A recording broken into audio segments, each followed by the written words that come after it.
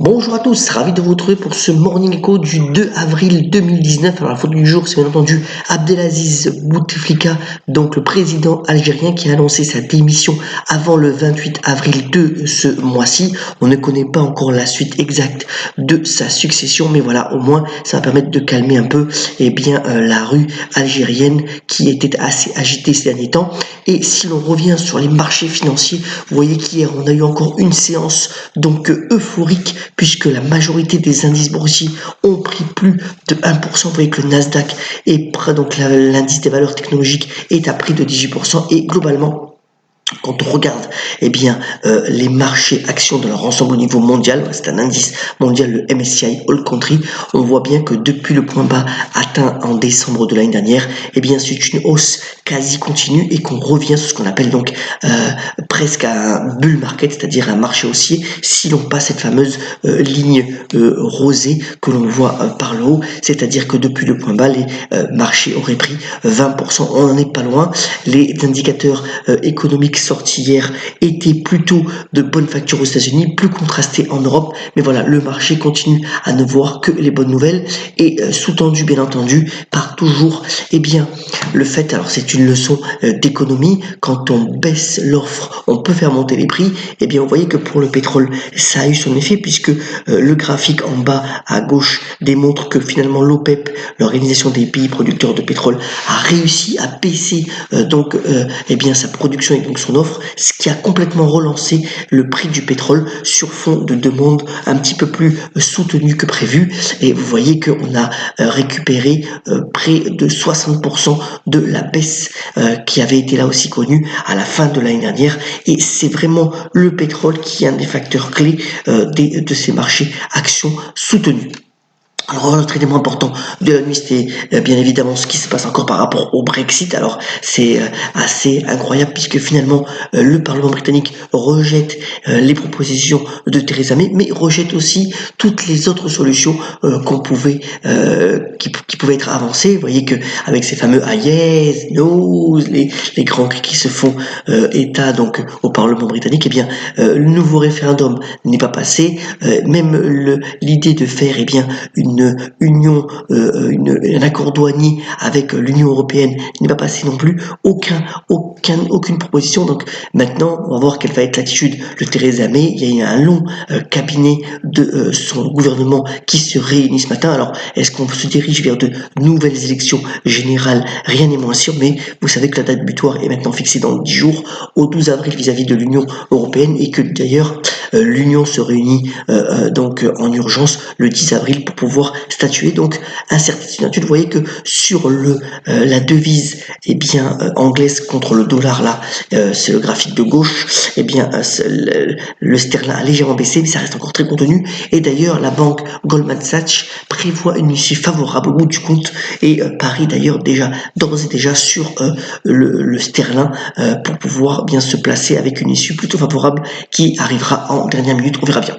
Autre sujet important relayé par le quotidien Les Échos ce matin, qui d'ailleurs fait peau neuve, et il vaut le tour car il est de grande qualité, c'est les coûts liés à la cybercriminalité. Alors selon une étude réalisée par le cabinet Accenture, ces dépenses-là ont augmenté de 27% sur un an et de 72% sur 5 ans.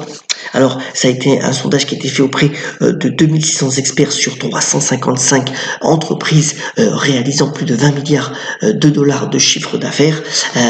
Donc les coûts liés à la cybercriminalité continuent à monter, et donc toutes les entreprises qui sont liées à offrir des services sur ce sujet ont encore de beaux jours devant elles, vraisemblablement. Voilà, donc à noter les coûts qui explosent sur ce segment.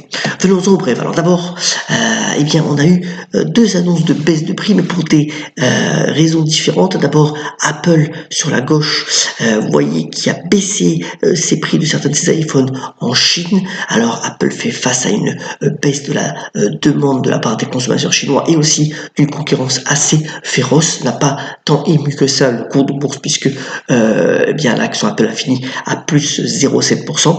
Et de l'autre côté, Amazon qui lui baisse beaucoup de prix à partir de ce mercredi dans les supermarchés Whole Foods que le groupe avait racheté il y a maintenant plus de 18 mois pour véritablement attirer encore plus ses abonnés Prime, pour attirer de nouveaux clients, et Amazon a véritablement là des marges de manœuvre pour pouvoir encore augmenter son chiffre d'affaires sur ce créneau. Et vous voyez que les investisseurs ont plutôt bien accepté ces annonces, puisqu'Amazon est monté de 1,9% hier soir.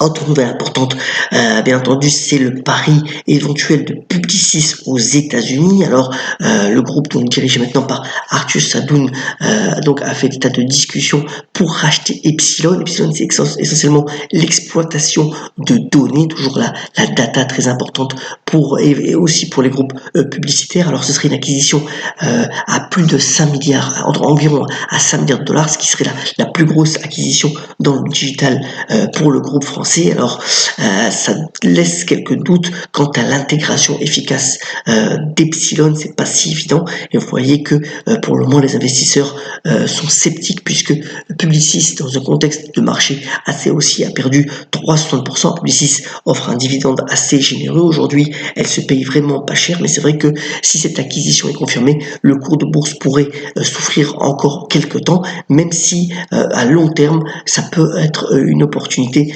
intéressante à faire à suivre sur Publicis. Autre nouvelle aussi, bien entendu, dans le cadre du procès Tapi, ça va être la réaction en bourse du cours d'Orange, puisque Stéphane Richard a vu donc le procureur lui demander au procès donc une peine de 3 ans de prison, dont 18 mois avec sursis. Vous voyez que finalement le cours de l'action Orange reste assez calé dans une bonne transaction entre 13 et 15 pour faire simple, toujours des actions télécom avec un bon dividende puisqu'on est à 4,80%.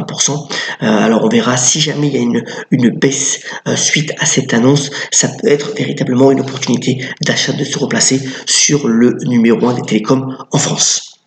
Terminons ce Morning Call en rendant hommage à et où s'arrêtera donc la chanteuse Ariana Grande, qui n'a que 25 ans, qui a déjà fait 6 albums. Alors Ariana Grande, depuis en particulier ce malheureux événement de l'attentat donc lors de son concert à Manchester en 2017, continue d'engranger des fans. C'est une stratégie assez fine, à la fois donc de qualité de ses albums, mais aussi de présence sur les réseaux sociaux. C'est une personne qui est très appréciée, bien sûr, avec une base de fans assez jeune, mais finalement, elle est aussi engagée sur de nombreuses causes humanitaires, et elle continue à être appréciée véritablement de ses fans, avec une belle stratégie de présence bien ciblée vis-à-vis en particulier de la clientèle jeune. Donc voilà, Ariana Grande, où s'arrêtera-t-elle? C'est la grande question, mais c'est vrai que c'est une artiste qui compte aujourd'hui. Terminons ce morning comme d'habitude par la citation du jour. Elle nous vient de Serge Gainsbourg, qui est né un 2 avril d'ailleurs comme mon papa, et qui a notamment dit: je connais mes limites, c'est pourquoi je vais au-delà. D'ailleurs, c'est certainement emprunté à d'autres maîtres spirituels. Excellente journée, et ayons la pêche, soyons solidaires, et à demain pour le morning.